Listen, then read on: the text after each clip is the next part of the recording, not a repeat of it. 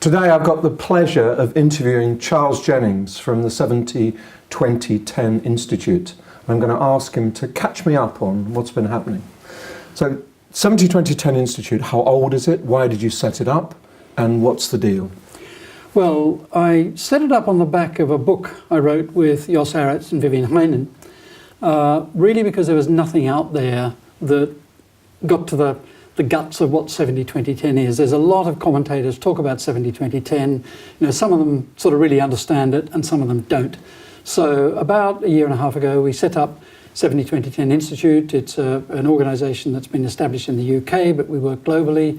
It's really based around bringing people together so that it's a collaborative model, so that we're working with partners around the world who are either providing services or are focused on 70-20-10, or organisations that are using 70-20-10, or are professionals who are providing those sorts of services into organisations. So that's what it's around. So you're it's like a hub of a network. Almost like absolutely like a hub of a network, in terms of lots and lots of organisations around the world have adopted 70-20-10 as a strategy, as an approach. In other words, they're looking to extend the way in which they support learning outside of the structured learning, because we know a number of things. We know that most of what high performers learn, they learn as part of doing their work. We also know that the most effective learning is the learning that occurs closest to the point of use. So with those two points, we decided to establish a 70-20-10 Institute in order to make sure that we can support and help and that we can bring a community together. And I think in today's hyper-connected world, that having collaborative models and cooperative models are really, really critical. And so it's built on that basis. Yeah. The book is called Towards 100% Performance. Yep. Just give that a plug. And it's possibly the heaviest book on L&D in terms of kilograms that has ever been produced. So that's a kind of world record. But there's some substance there, as well as some volume. The book, what we set out to produce, was something that was going to be very positive and useful in terms of helping people move from what we call the training bubble.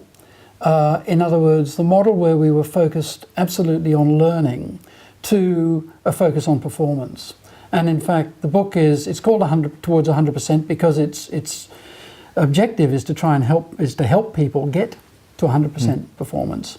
It's also called Towards 100% because it consists of 100. The book itself is divided into 100 parts, of which only 8 address the problem. In other words, the training bubble, the issues that we have in terms of the fact that although some training is very, very good and very powerful, a lot of training isn't and misses the mark. And the other 92 parts are around 70-20-10, and then redefining the roles that need to be accomplished and the tasks that need to be taken in order to achieve that. And in some way, it's beyond L&D, because some of those roles clearly don't necessarily sit within L&D. They're cultural, for example. Absolutely. They sit across. Yeah. And some organisations that we've been working with, who it's really clear that those roles, and particularly the roles, have all got performance in them because they're focused on performance. The book is actually focused on performance rather than learning. And the roles are the performance detective, which carries out essentially performance consulting work. And at the other side of the spectrum, there's the performance tracker. In other words, that role determines the metrics, works with the stakeholders. The data person. Yeah, absolutely. And that role, those two roles might sit within the same body. Yes. So, you never start out on some new project or some new process without knowing what's going to be successful, what success looks like, and what the problem is to start with. That's right. Yes, exactly. Which isn't always true. That's right. Yeah, I've said for years that training needs analysis has probably put our profession back many years, because the outcome of training needs analysis is almost invariably training. Yes. Whereas the problems, the business problems, the organisational problems, the performance problems are sometimes solvable by structured learning, by training, but often not. That's right. Well, training needs analysis is basically what training do you need? Right, okay, Charles, yes, thank you very much. We'll provide that for you. That's yes, right. That's not holistic, and it's not organisationally focused. Can I pick you up on one point? What is interesting is to me anyway, 70 has subtly changed. 70 is no longer experience, it's learning as work, work as learning. You've merged the two, and I think that's an interesting shift. It is a shift, and in fact I'm often questioned about the numbers, and this is a model, it's not about the numbers. No.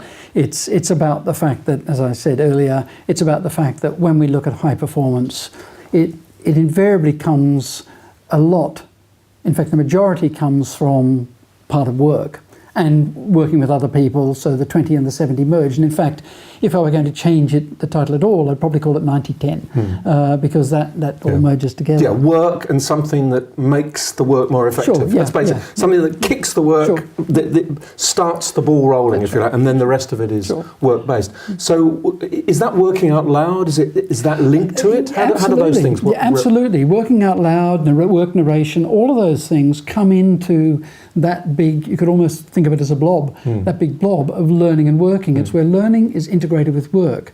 And you could think of 70-20-10 as being learning as separate to work, learning that's enabling work, and learning that's integrated with work. And the vast majority of impact in terms of high performance is where that learning is integrated with work. So if you think of a high performer, how do they get to be high performers? Well, usually high performers will go through a process, so they will learn the basics in some structured way. They'll have some guidance, not always, but generally they'll have some guidance and some structure. Then they have the opportunity to put what they've learned into practice and have some sounding boards and some guidance in order to help them do that. High-performing people are invariably integrated into their professional communities, so they call on their professional community. It's really around people like Rob Cross at the University of Virginia, for example, with his social network analysis work, has demonstrated and carried out research that shows that people who are better connected, both inside their organisation and outside their organisation, are better performers. Yes, that's right. that's absolutely true. The fourth element of high performance really is having the right tools and access to performance support. So performance support sits within that 70, but isn't at 70 itself. So there's much more than just performance support. Again, a lot of people think of 70-20-10 being performance support, social learning and structured learning. In fact, that 70 includes lots of other things as well. Can I just also ask you whether you think that part of the message that comes out from what you're doing is that essentially, ultimately, self-development is absolutely critical to this, that people have to take in their work the chance and opportunity to consciously learn as well as unconsciously learn from the things they do. Is that an element that's woven through? That's a key element, and I'd almost expand on that and say that with what I'd call a 70-20 mindset, it's around all of us taking responsibility for our own development, not just hoping it'll happen, but adopting strategies which help it happen. So working out loud, for example, is a really good strategy to help that happen. It's also about organisations seeing their responsibility as supporting learning as part of the workflow. So it's not simply putting a budget into a training line, a training budget into any project or any annual budgeting process. It is a training line added to the bottom, 1.5%. So there's the personal responsibilities, there's the organisational responsibility to support learning as part of the workflow. And thirdly, and I think this is really critical, it's important that anyone who has responsibility for a team or has management responsibility also has responsibility to play a role in developing those people. And it's not a trade-off. And this is one of the big challenges that I see, and one of the challenges I see 70-20-10 addressing, is that many managers and leaders see it as a trade-off between developing their people or achieving operational excellence. And all of us, I mean, you and I have been through this, Nigel, where we've had managers say, I don't have time to reflect, sit down and I'm doing the numbers. That's right, exactly, that's right.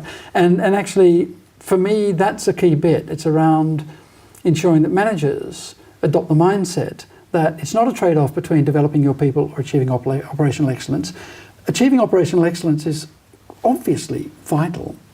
If you don't achieve operational excellence, you don't hit your numbers and maybe you don't get your bonus and so on, so that's critical. But that's almost a tactical approach, whereas developing your people is the strategy. Because if you don't develop your people, next year hitting your targets is going to be more difficult. And it's harder for you. Absolutely, and it'll just go on and on. And, Exactly. and you know, the research shows, the Corporate Executive Board carried out some research, I was involved in it years ago, that showed that those managers who are focused and effective at developing their people, those people are 40 times more likely to stay. They outperform others by about a day a week. They're more able to continue to be productive in times of change, so that if there's a merger, acquisition, divestment, budget constraints.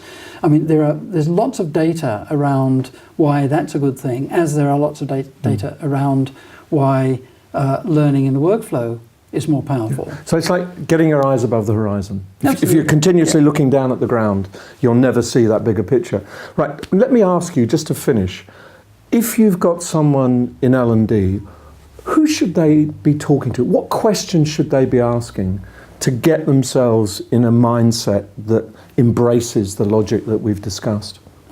Well, a lot has been written and a lot has been spoken about a seat at the table and engaging with the business and engaging with the organisation. And that's critical. I don't think a seat at the table is necessarily critical. In fact, this book talks about, or one of the roles we've defined in this book is called a performance game changer. And that game changer is part project manager, making sure that the processes work properly, but also partly a marketing and sales operation. In fact, I've been working with one of the large global banks, and one of the first meetings I had with them, with their 70-20-10 strategy, was with the senior L&D people, but also with their internal corporate comms and their internal marketing people. So those people are critical. So if I were to say, to answer your question, who should L&D be talking to? They should be talking across the different functions in their organisation. So certainly they should be talking to the experts in terms of how you get this mindset change. So you should be talking to your internal marketing people, your corporate comms people, those people who are that's their day job. You know, L&D is not great at that, doesn't have a great track record with that.